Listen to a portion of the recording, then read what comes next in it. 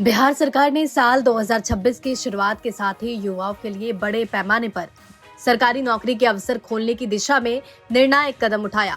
मुख्यमंत्री नीतीश कुमार की अगुवाई वाली राज्य सरकार इस समय रोजगार पर विशेष फोकस किए हुए है और इसी रणनीति के तहत विभिन्न विभागों में व्यापक पैमाने पर नियुक्तियों की प्रक्रिया जारी है। इन नियुक्तियों का सबसे बड़ा हिस्सा अल्पसंख्यक कल्याण विभाग बिहार से जुड़ा है, जिसने राज्य भर में कार्य क्षमता बढ़ाने और योजनाओं के प्रभावी क्रियान्वयन के लिए अभूतपूर्व स्तर पर पद सृजन और रिक्तियों को भरने की योजना लागू की। 20 फरवरी को विभाग के मंत्री जमा खान ने पटना स्थित सूचना भवन के सभागार में पत्रकारों से संवाद किया। इस दौरान उन्होंने बहाली, सामाजिक योजनाओं, राज्य में बन रहे अल्पसंख्यक आवासीय विद्यालयों, मदरसों में स्मार्ट क्लास, व्यावसायिक शिक्षा, वक्फ जमीन की सुरक्षा आदि कई महत्वपूर्ण मुद्दों पर विस्तार से जानकारी दी। मंत्री जमा खान ने कहा कि राज्य सरकार का लक्ष्य है 2026 में ही बिहार के सभी प्रखंडों में एक एक प्रखंड अल्पसंख्यक कल्याण पदाधिकारी की तैनाती कर दी जाए। ये कदम इसलिए महत्वपूर्ण माना जा रहा है क्योंकि कई सरकारी योजनाएं मुख्यालय से प्रखंड स्तर पर पहुंचते पहुंचते अपने प्रभाव को खो देती है या धीमी पड़ जाती है।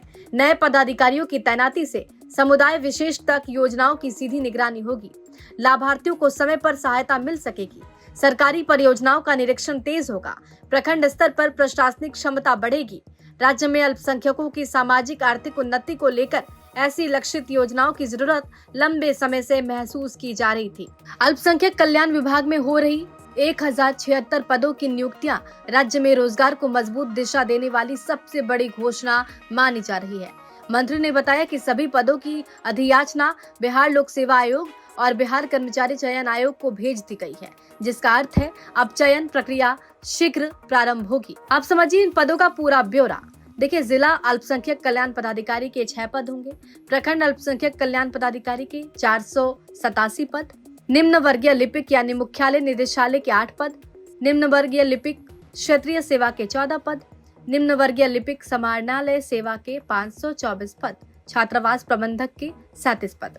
इन नए पदों से न केवल विभाग की कामकाजी क्षमता कई गुना बढ़ेगी, बल्कि हजारों युवाओं को रोजगार का अवसर भी मिलेगा। बिहार में सरकारी नौकरियों की प्रतीक्षा कर रहे अभ्यर्थियों के लिए ये सबसे बड़ी घोषणाओं में से एक है। मंत्री जमा खान ने बताया कि कक्षा 9 से 12 तक के 22 नए अल्पसंख्यक आवासीय विद्यालयों का निर्माण विभिन्न जिलों में तेजी से चल रहा है। इसमें से 2 विद्यालय दरभंगा और किशनगंज पहले से संचालित हो रहे हैं। कटिहार, जमुई, कैमूर, नालंदा, मुजफ्फरपुर में निर्माणाधीन विद्यालय तैयार हो जाएंगे, जिससे कुल संख्या 7 हो जाएगी।